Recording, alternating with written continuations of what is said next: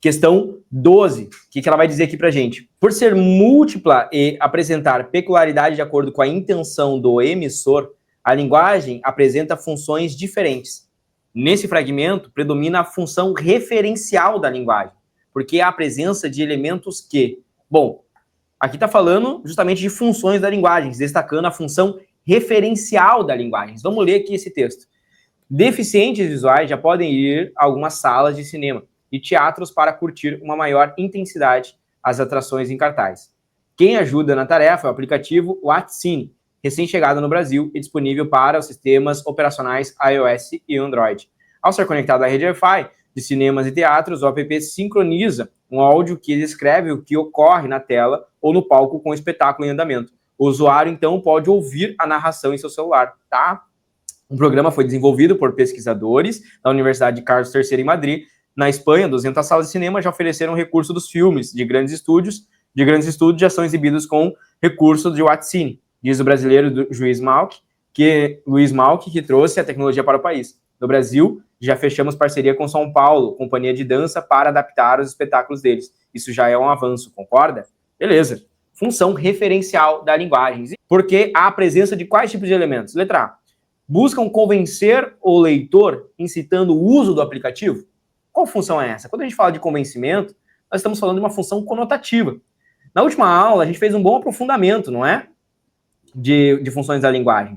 E você precisa estar bem ligado, porque a prova do Enem, né, função conotativa, a prova do Enem, ela cobra bastante esse contexto aqui de funções da linguagem. Então, vocês precisam estar com uma boa base para poder acertar aqui essas questões, tá certo? Precisam pegar ali esse conteúdo e realmente quase dar uma memorizada, treinar isso, saber explicar ali as funções, os tipos de funções, quem é o emissor, quem é o referente, tá certo? Vamos lá.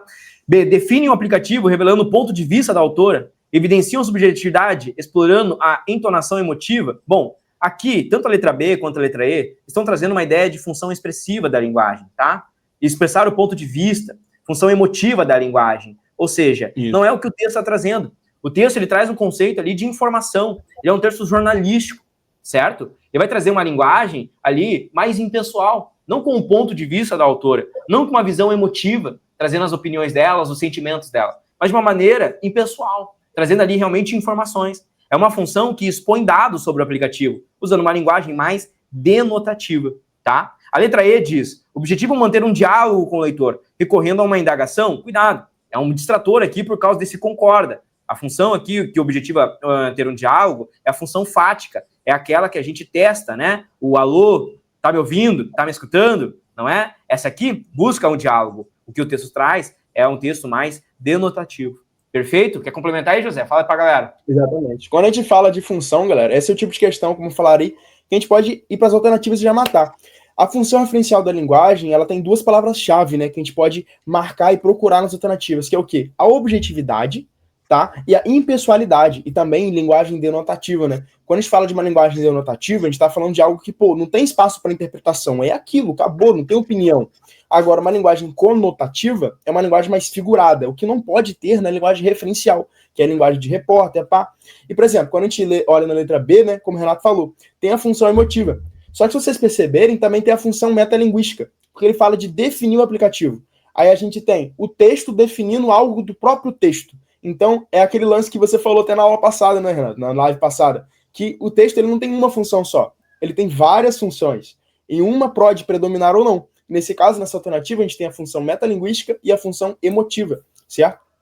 Tá dizendo que a função emotiva, ela vai mais pro lado da pessoalidade, da função conotativa, é mais pro eu, pô, eu tô sentindo isso, eu tô sentindo aquilo. A metalinguística, ela é um código que define o próprio código, então, assim, uma palavra que fala de uma palavra.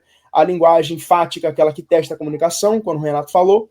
A linguagem poética é aquela que se preocupa com a forma, com a mensagem, né? Então, é um breve resumo aí de todas as funções da linguagem. É uma questãozinha boa demais pra gente fazer.